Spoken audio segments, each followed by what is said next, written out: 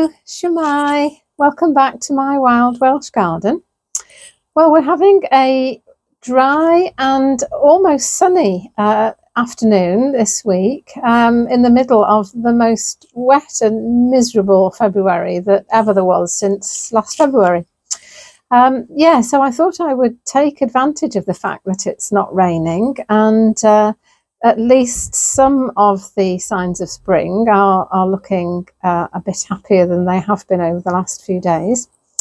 And I thought I'd take you on a tour of the garden because I haven't done a garden tour since last November. And while I was doing that, bringing you up to date on what's happening with the various projects, I would look for some signs of spring as well to cheer you all up. So without further ado, we'll get started. Here we are by the back door as usual. I normally go clockwise around the garden because that feels kind of comfortable for a right-handed person. But today I thought we'd go the opposite way around. We'll go anti-clockwise because I wanted to show you down the side of my house here. If you remember last time we came down here, there were 3 huge bags of slate, and now there's 2 huge bags of slate and almost an empty bag. So I thought we'd start with this plant here, and do you know, I don't really know what it is. I think it's a kind of perennial alyssum, but if you can see there, we've got flowers coming out. I didn't plant this was here when I came, and all I do each year is cut off all the spent flowers with shears. But other than that, not many signs of spring here. Here are the pearises, which are still looking very sad and very wintry. And here's the Magnolia stellata. Again, still looking very wintry. All the buds still very tight shut. Not nearly ready to come out yet. And there's a nice little sign of spring. An early primrose just on the step outside the polytunnel. Self-sown. They pop up everywhere.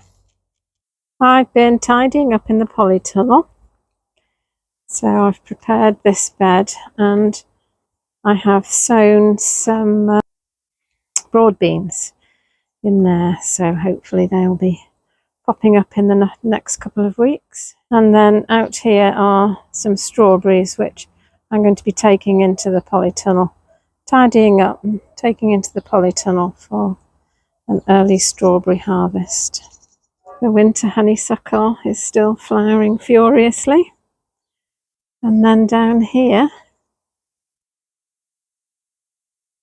is the start of a little nettle patch, which I'm hoping is going to be a big nettle patch come summer.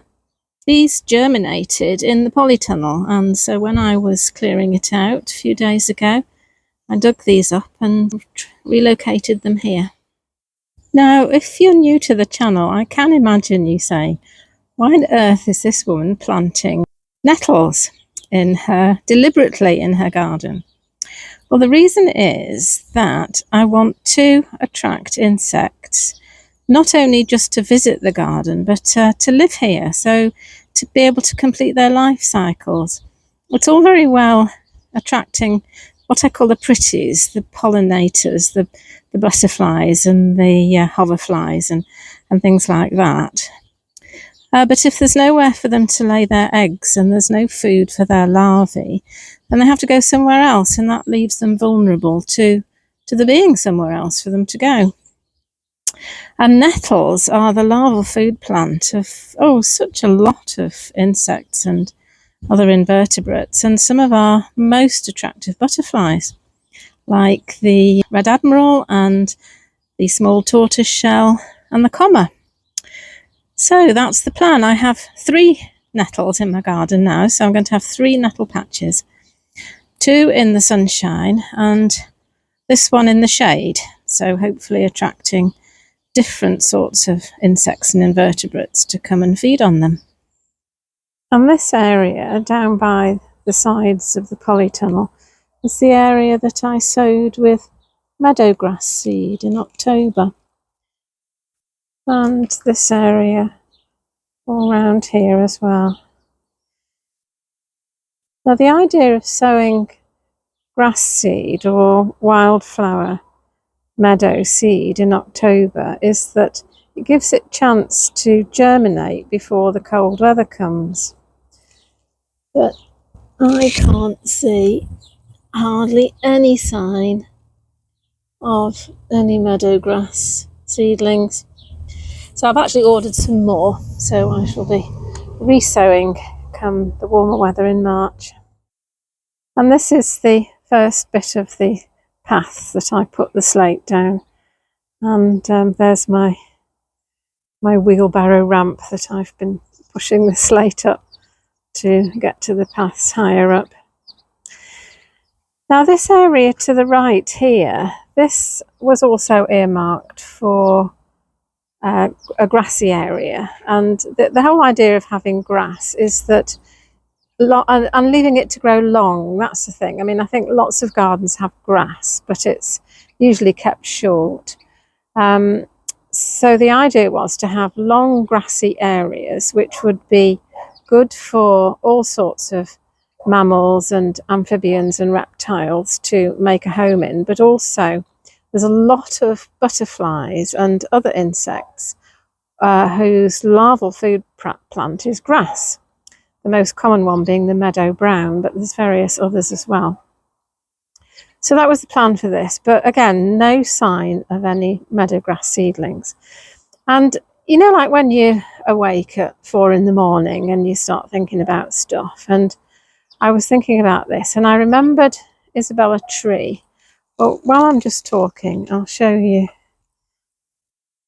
the snowdrops, which I think are actually doing quite well. These are the Flora plano, the double snowdrops, but they seem to be doing all right.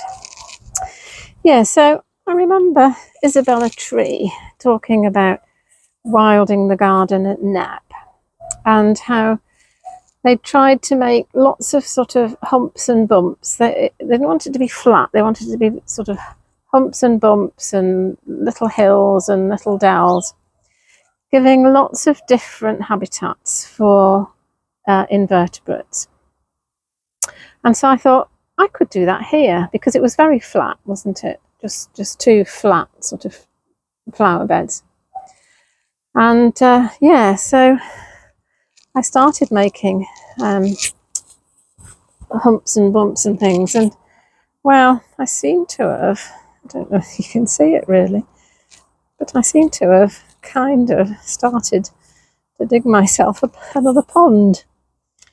So I think this is going to be, well, no, I don't think it is. This is going to be another pond, but surrounded by grass, sort of meadow.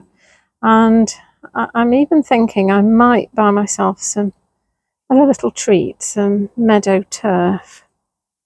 But we'll see about that. I'll see how expensive it is.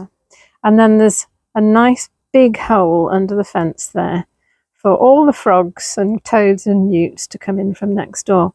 So there's a nice pink primrose there, and some lungwort which will flower early in spring. This is feverfew, which is a native wild plant, and these are some wild mallow seedlings that I dug out of the wood chip in the breakfast room. And then I've got some pots here of red campion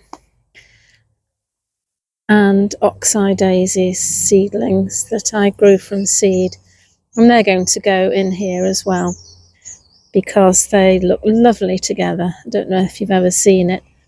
Red campion and oxeye daisy, pink and white together, very pretty. That huge stone was edging this bed along here. I've left one in just on the edge. I managed to get it out okay with some difficulty, but I can't actually move it from here. So yeah, it'll have to stay there until somebody strong comes to visit and they can move it for me. And the wood chips that I took up from the path here and from around the polytunnel, I've put onto the beds here. And you can see the rose here has started to sprout. And this is the lawn. You can see there's some holes in it. Well, this is me being a wild boar. I know that wild boar make a lot more mess than this, but these are some little primroses that I found while I was replacing the wood chip paths. So I've put them into the lawn. And this is what wild boar do. They, in a natural ecosystem, they disturb the ground. They dig up the ground. That actually is a self-heal, which has little purple flowers, and that's a self-heal too. And then over there are some primroses and a couple of daisies. That's a daisy, and that's a daisy. And then also in the lawn are some crocuses. Now, these have really suffered from this wet weather. They've looked so sad. I did hope they might come out this afternoon, but I'm not sure that they will. There's some nice sort of bright yellow ones. They're species crocus. So the idea is that they become naturalised and come back year after year. And then there's these little purple ones and tiny, tiny yellow ones, but they're so delicate. They really do suffer from the bad weather.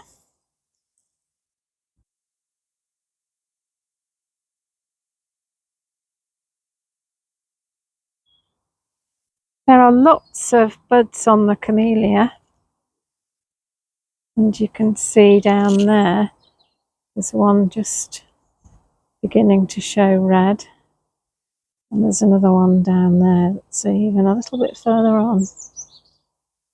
So going through to the veg patches, can you see what's missing?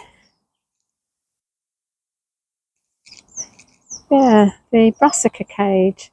I took the netting down in the storms just in case it blew the whole cage down, and I actually like it a lot better without.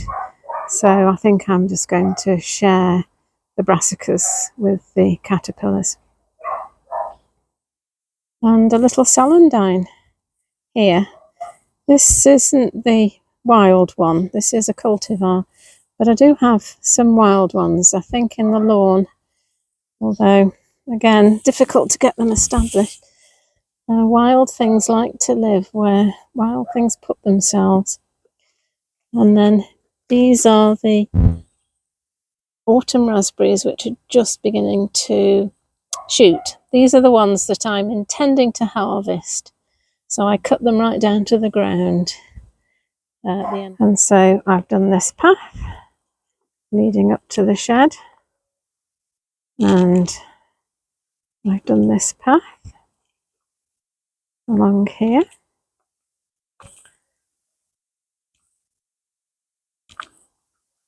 and I've done this path almost.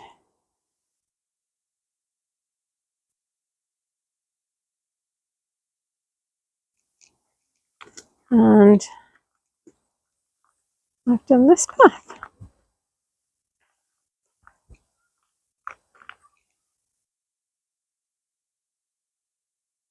And then all the wood chips I've put onto the beds. This is the little orchard, so this has got fruit trees and fruit bushes and lots of other stuff as well.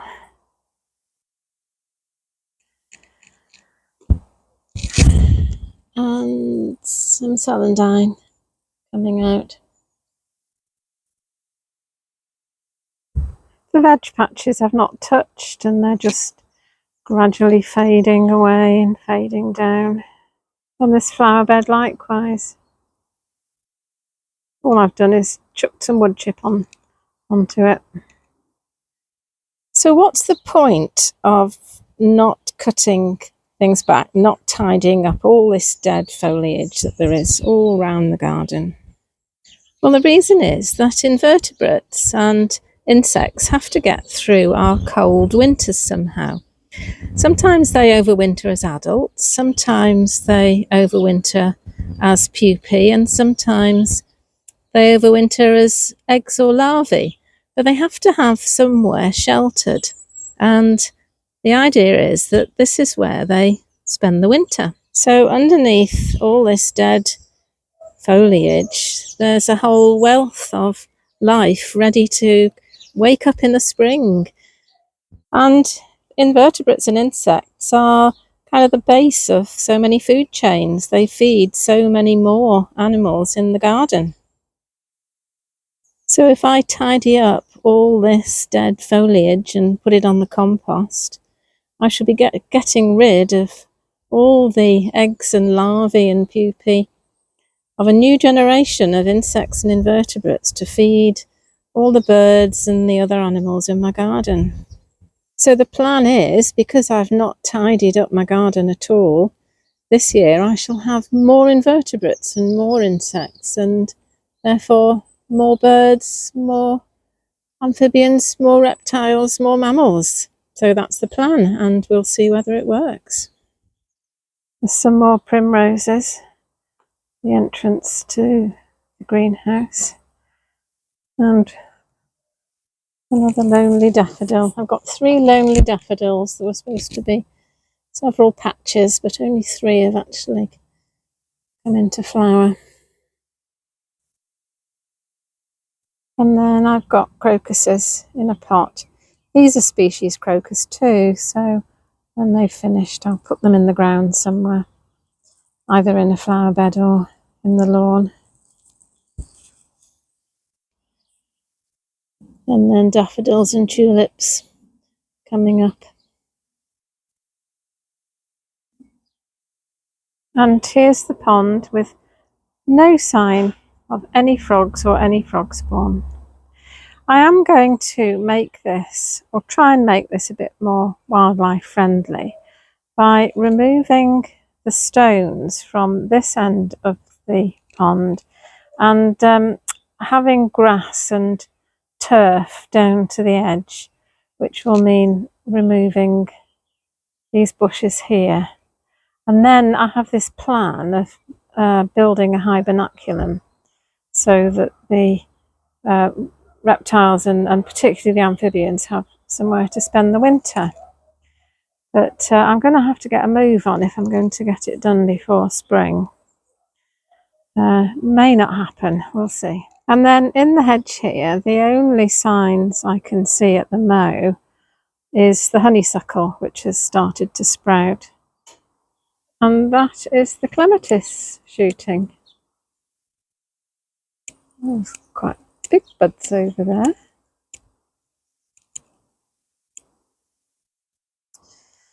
So these paths, as you can see, I have not replaced yet. So quite a lot to do yet. But I'm just having a little rest in doing this.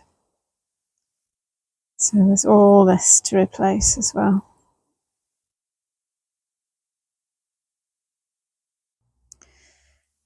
Now I'm having a go at making some insect friendly pots for the summer. These 2 pots have both got bird's foot trefoil in. There's 5 little plants in each one, because I did think that bird's foot trefoil would go quite well in a pot. I've always had summer pots with the usual sorts of bedding plants that you buy in garden centres. I can't think what they're all called, but this year I thought I would really try and make some insect friendly pots. not just pollinator friendly but insect friendly, so food for the caterpillars and grubs as well. And bird's foot trefoil is the larval food plant of the common blue butterfly. Now we're heading on down towards the house, and the rose on the arch is beginning to sprout. But again, and there with Peter and Paul in the sunshine, the irises are just beginning to come out. And on the owl, the irises are just beginning to come out as well.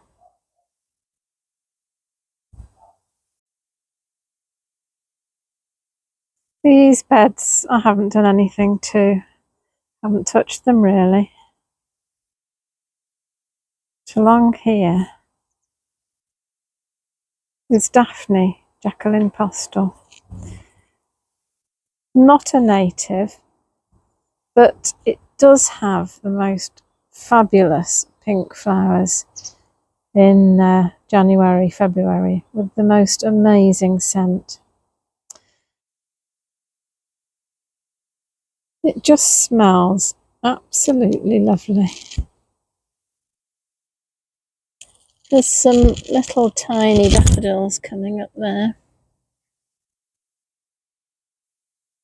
And this pink willow is looking so pretty at the moment.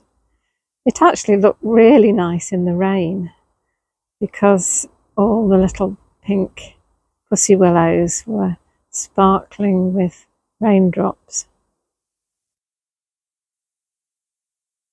These flower beds are just looking so horribly end of winterish and untidy, and normally I would have tidied them all up by now, so it does feel a little bit strange, but I'm determined not to tidy anything up until the beginning of March. And I have, as you can see, done this path here. So I've just started with these access paths. That's done, but the other two aren't. And then the Mahonia is almost finished flowering. The witch hazel still flowering, but just about to go over. And I've put the wood chip from this path on this bed. And the buds on the rowan just about to burst, I think. This is looking quite healthy, I think, this rowan tree. I only put it in last spring. And some more crocuses in pots.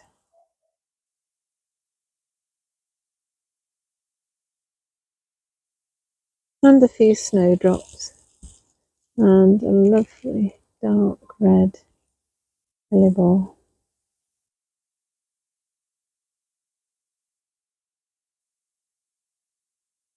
And a pink hellebore and some more snowdrops.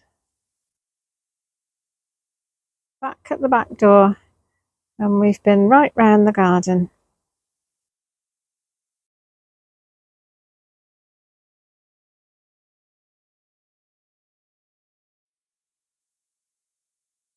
Thanks for joining me in my wild Welsh garden. It's lovely to have your company and share with you what's going on, how I'm wilding it and making it better for wildlife. So if you've enjoyed the video, then please like it. If you haven't subscribed to the channel but you would like to know more about what I'm doing to encourage wildlife to not just to visit my garden but to actually come and live here and make a home here, then please subscribe and accompany me on my journey rewilding my garden, and I'll see you next time. Bye. Hwyl fawr.